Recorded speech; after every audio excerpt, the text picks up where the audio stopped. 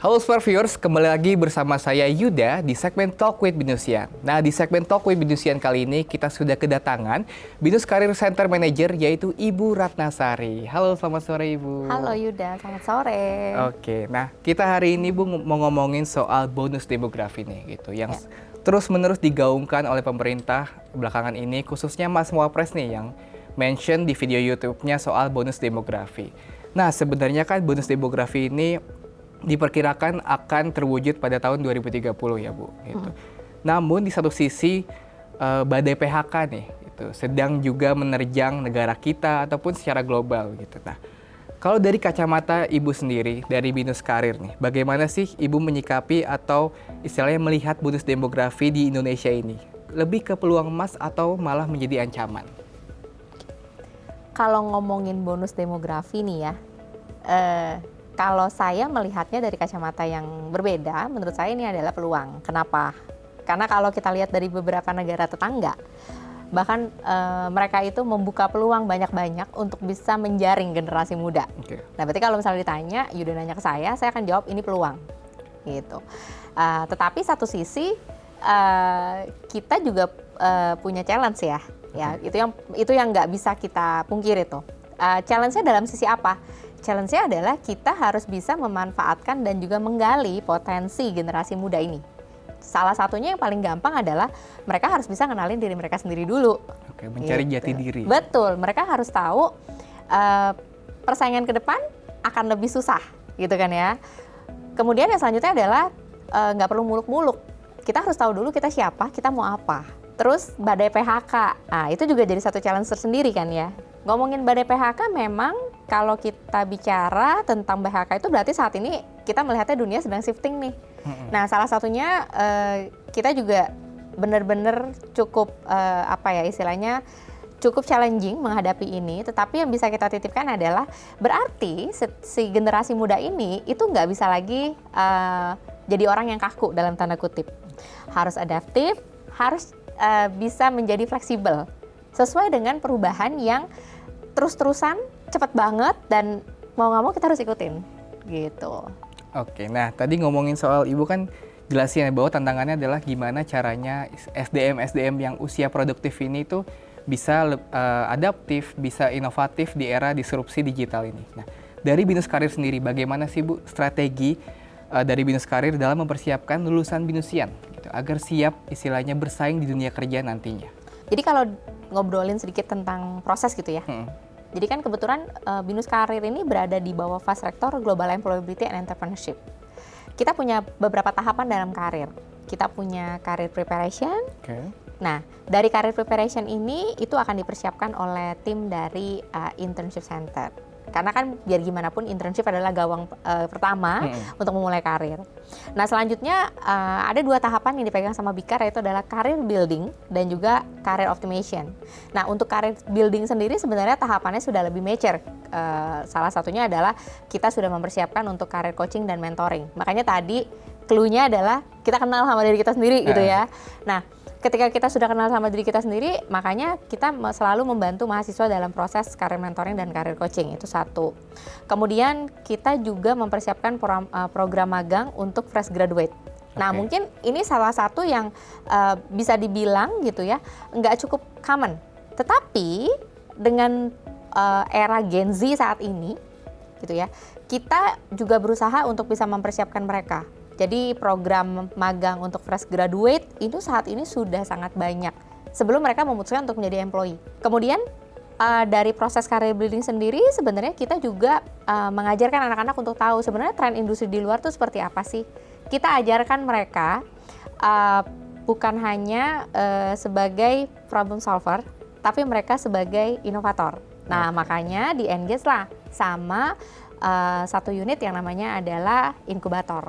Binus gitu, Inkubator. Betul, Binus Inkubator Center. Nah, tadi bisa mulai dari semester berapa Bu untuk ikut karir coaching atau karir mentoring tadi? Nah, untuk karir coaching dan karir mentoring memang tahapannya itu ada di semester akhir. Semester akhir. Jadi memang kita membuka dan kita mengundang para binusian gitu ya untuk bisa tahu, kenal diri mereka sendiri. Nah, karir coaching dan karir mentoring ini biasanya kita lakukan secara beberapa tahap. Jadi yang pertama kita akan lakukan proses assessment-nya dulu bareng sama konselor kita. Kemudian nanti kita akan masukkan ke dalam grup kecil, di mana nanti prosesnya itu akan dibantu oleh para praktisi HR dari industri.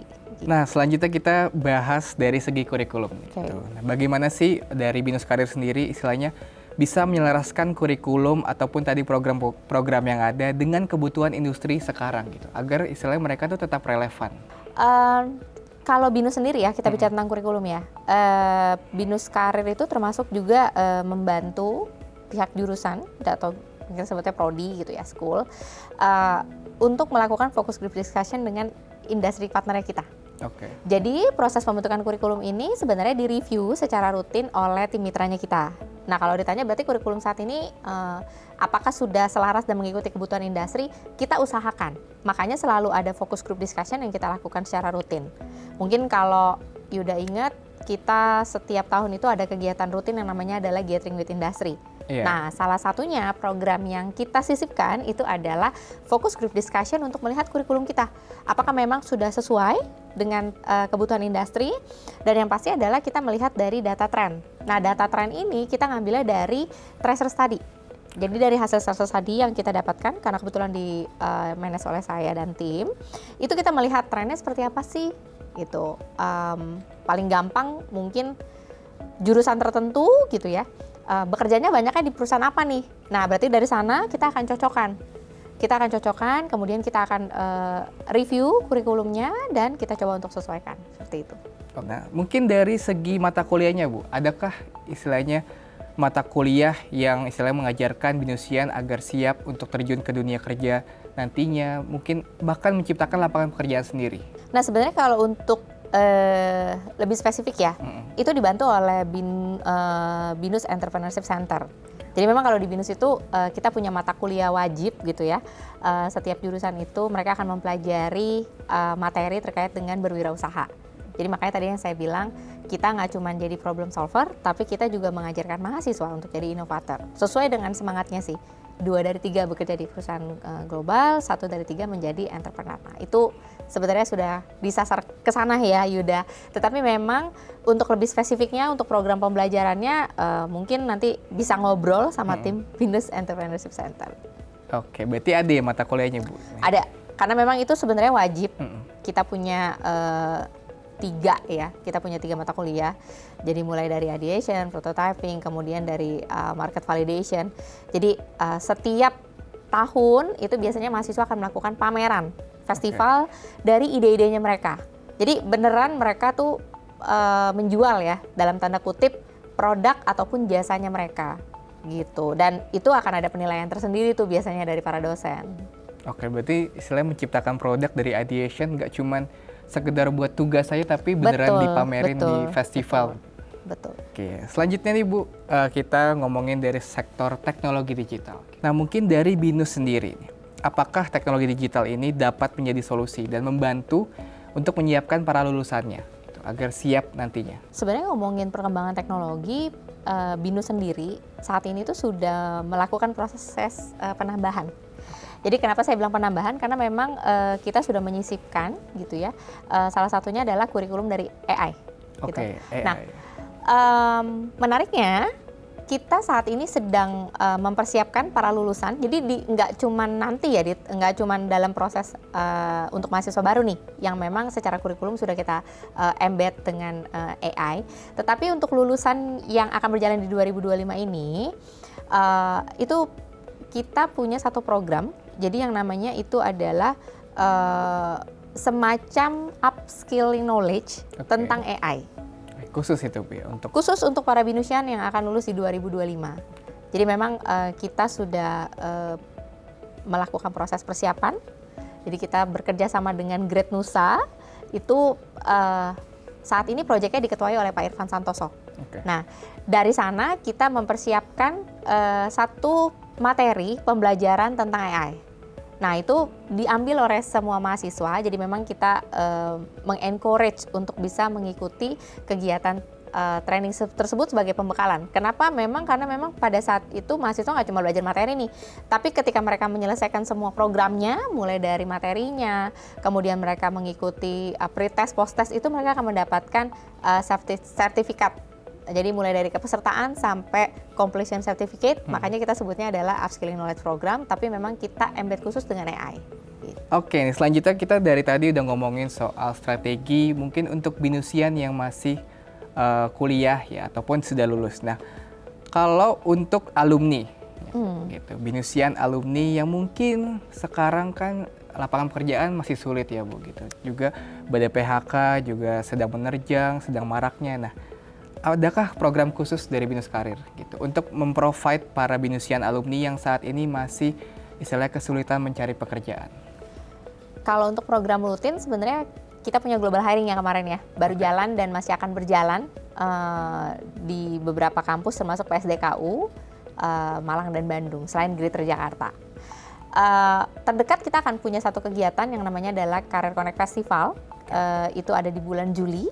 Kemudian yang selanjutnya kita juga masih ada satu kegiatan itu yang namanya adalah Binus Career Connect. Nah, bedanya apa sih? Jadi di Career Connect Festival ini sebenarnya kita akan mempersiapkan para industri, menjembatani, mengkoneksikan antara binusian dengan industri itu sendiri. Jadi kita memang bikin event ini cukup besar nih Yuda. Okay. Kita lakukan di luar kampus dan memang kita khususkan untuk para binusian, itu satu.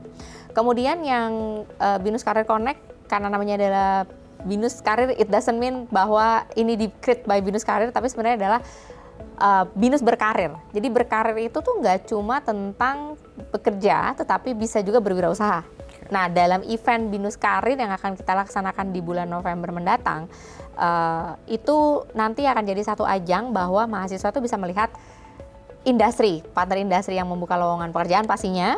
Kemudian ada juga alumni yang memang berkarya dalam tanda kutip mereka melakukan proses pameran, tapi beneran dilakukan oleh si alumni nih, bahwa secara proses ide yang mereka kembangkan dan mereka lakukan pada saat mereka kuliah itu diteruskan menjadi ide nyata dan memang mereka geluti, termasuk salah satunya adalah kita bisa loh sebagai alumni untuk membuka lapangan pekerjaan gitu. Nah, buat para alumni yang mungkin membutuhkan nih, kalau nungguin expo kelamaan gitu ya, nah silakan bisa bergabung di beberapa kegiatan kita. Jadi kegiatan kita itu kita open di LinkedIn dan juga di Instagramnya Binus Karir. Selain di binuskarir.com ya. Oke, mungkin terakhir Ibu sebagai penutup, Ibu Ratna boleh dong kasih pesan dan tips nih untuk binusian yang saat ini masih berkuliah, biar nanti saat lulus itu mereka tuh nggak bingung lagi, aku passionnya di mana ya, cari kerjanya di bidang apa ya gitu. Boleh dong kasih tips dan saran nih buat binusian. Oke, buat para binusian,